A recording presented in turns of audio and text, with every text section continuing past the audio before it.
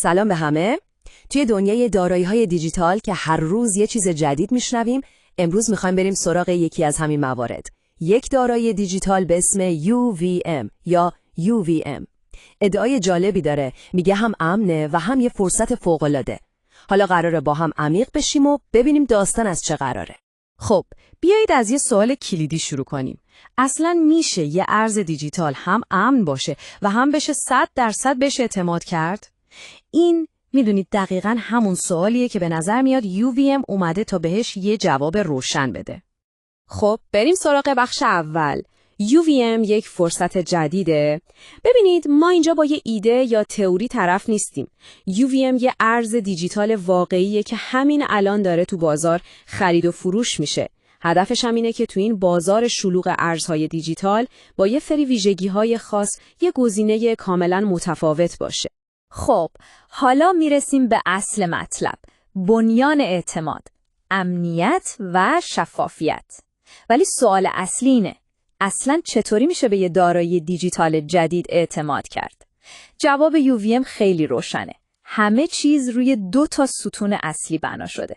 2 کلمه کلیدی، امنیت و شفافیت. حالا بریم ببینیم هر کدوم دقیقاً یعنی چی.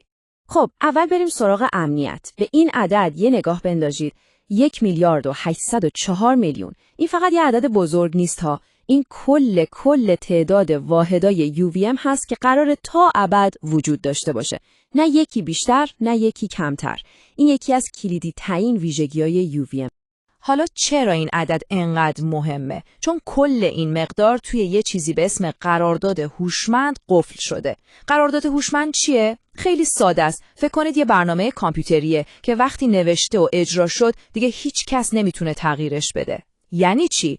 یعنی هیچ کس هیچ وقت تحت هیچ شرایطی نمیتونه حتی یه دونه UVM جدید بسازه. این دقیقاً همون چیزیه که جلوی تورم رو میگیره. همون بلایی که سر پولهای معمولی ما میاد.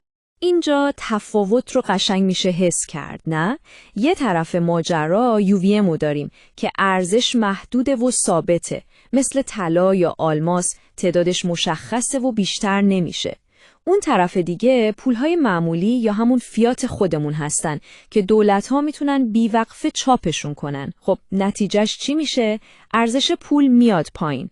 همین اصل کمیابی، یعنی نایاب بودن، منطق اصلی اقتصادی پشت UVM رو میسازه.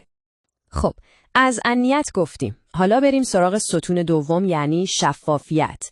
یه شعار جالب دارن که میگه اعتماد بر پایه تکنولوژی، نه حرف. یعنی چی؟ یعنی به جای اینکه به حرف و قول و قرار آدما اعتماد کنیم، به یک کد کامپیوتری اعتماد میکنیم که همه میتونن ببینن و بررسیش کنن. هیچ چیز پنهانی وجود نداره. خب، این شفافیت تو عمل یعنی چی؟ خیلی ساده است. فکر کنید یه دفترچه قانون داریم که کاملا شفافه. هر کسی میتونه ورقش بزنه و مطمئن بشه که قوانین برای همه یکسانه. قرارداد هوشمند UVM دقیقاً همینه. یعنی کاملا شفافه و قابل بررسیه. برای همه در دسترسه. هیچ در پشتی یا دسترسی ویژه‌ای برای هیچ کس وجود نداره. در واقع این کده که حکومت میکنه، نه آدما با تصمیم‌های سلیقه‌ایشون. خیلی خوب. تا اینجا فهمیدیم UVM چجوری امنیت و شفافیت رو تضمین میکنه.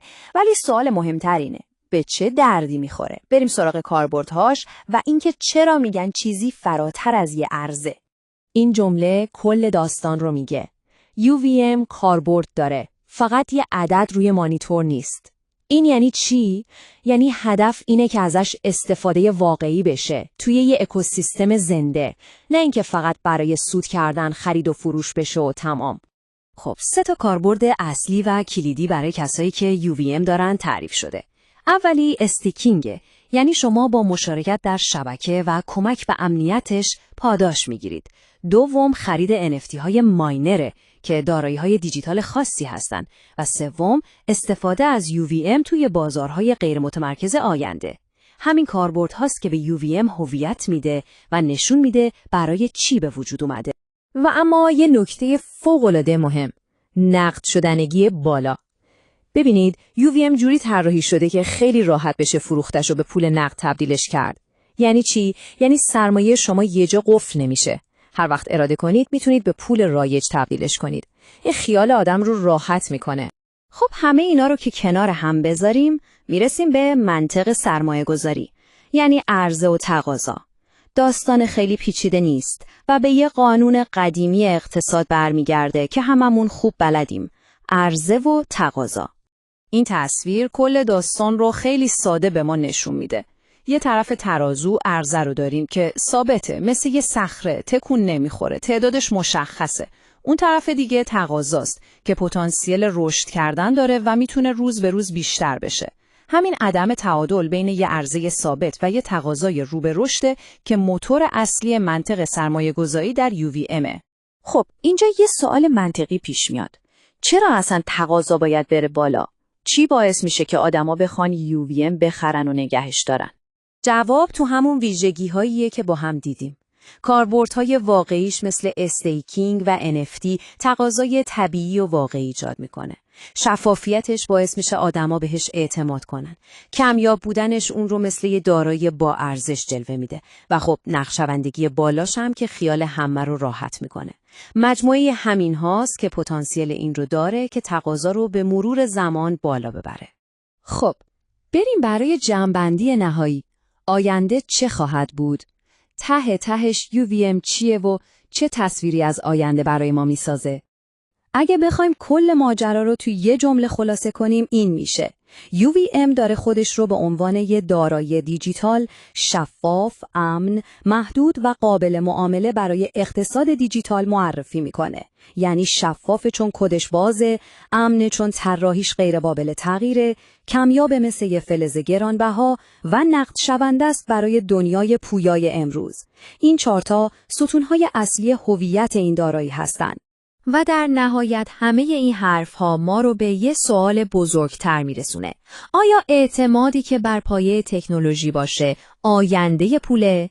یعنی آینده پول و دارایی‌های ما در اعتمادی نهفته است که بر پایه کد ساخته میشه، نه نهادهای متمرکز؟